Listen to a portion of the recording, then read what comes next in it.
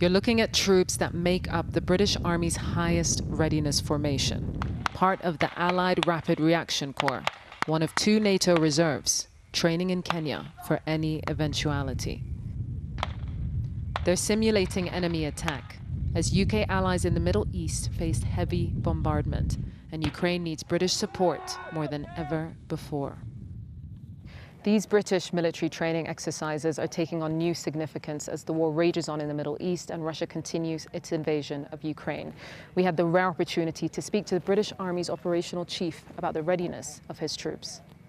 So as a service chief, helping the Chief of the Defence Staff with advice on what options that he can present to the government for how to use the military, absolutely is in the forefront of my mind, is how can we help? Should we be asked upon, are we ready? Are we doing enough as an army to be able to contribute to an effort if we're asked to do so?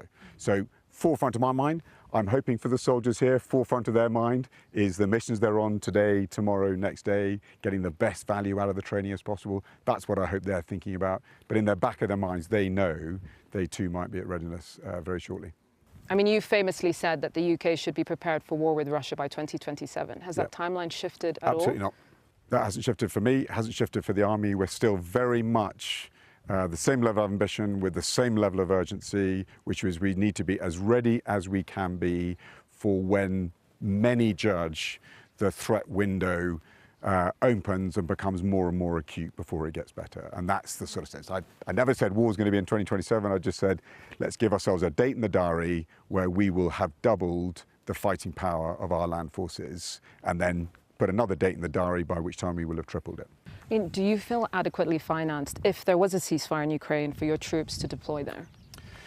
So the troops that, in terms of prudent planning and preparation in anticipation of a formal demand for international forces in Ukraine, if the conditions are met, I am confident that the forces that we would earmark will have the right level of training and preparation for the task that they would have.